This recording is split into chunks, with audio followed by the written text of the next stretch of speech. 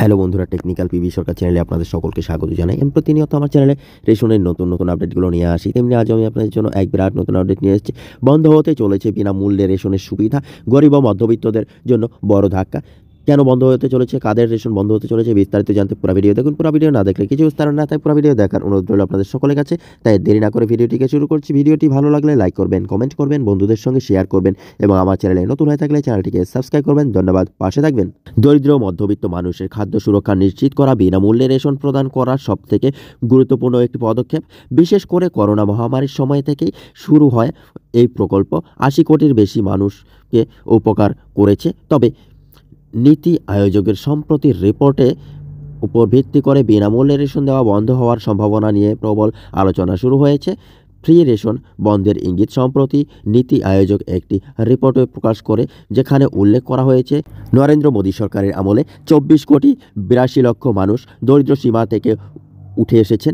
তবে এই তথ্যকে কেন্দ্র করে বিনামূল্যে রেশন প্রকল্প বন্ধ করার সম্ভাবনা দেখা যাচ্ছে। এছাড়াও এই রিপোর্টের ভিত্তিতে বর্তমানে ৮০ কোটি রেশন সুবিধাভোগীর তালিকা থেকেই এই ২৪ কোটি ৮২ লক্ষ মানুষের নাম বাদ দেওয়া হতে পারে বলে মনে করা হচ্ছে। রেশন গ্রাহকদের থেকে টাকা নেওয়ার প্রস্তাব। নীতি আয়োগের একটি বৈঠকে রেশন ডিলারের আয়ের বৃদ্ধি নিয়ে আলোচনা করা হয়। সেখানে প্রস্তাব রাখা হয় যে গ্রাহকদের থেকে প্রতি কেজি রেশনের পণ্য বাবদ ১ থেকে ১.৫ টাকা নেওয়া হতে পারে।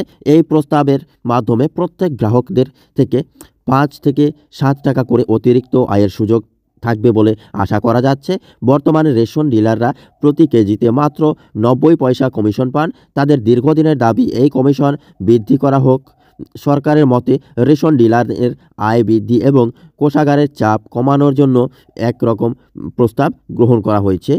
ফ্রি রেশন চালু করার উদ্যোগ। প্রধানমন্ত্রী নরেন্দ্র মোদী ঘোষণা করেছিলেন যে ১ জানুয়ারি ২০২৪ থেকে আগামী ৫ বছর পর্যন্ত সম্পূর্ণ বিনামূল্যে রেশন দেওয়া হবে। কিন্তু এই প্রকল্পকে কেন্দ্র করে প্রতি বছর ১১,৮০,০০০ কোটি টাকা ব্যয় করা হয়, যা দেশের অর্থনীতির ওপর ব্যাপক চাপ সৃষ্টি করছে।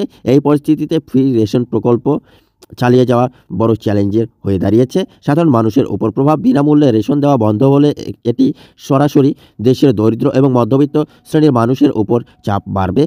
খাদ্যের জন্য নির্ভরশীল অনেক পরিবারকে অর্থ ব্যয় করে রেশন সংগ্রহ করতে হয়। এর ফলে তাদের জীবনযাত্রায় ব্যয় আরও বাড়বে। বিনামূল্যে রেশন প্রকল্পের ভবিষ্যৎ নিয়ে জল্পনা ক্রমশই বাড়ছে। রেশন ডিলারদের আয় বৃদ্ধি এবং কোষাগারের চাপ কমাতে সরকারের এরকম প্রস্তাব বাস্তবায়িত হলে দেশের বড় অংশের মানুষ এর উপর তা সরাসরি প্রভাব পড়বে। যদিও সরকার এখনও কোনো রকম চূড়ান্ত সিদ্ধান্ত নেয়নি এই বিষয়ে, তবে রেশন গ্রাহকদের এই পরিবর্তনের জন্য প্রস্তুত থাকতে হবে। বন্ধুরা, এই ছিল আজকের আপডেট।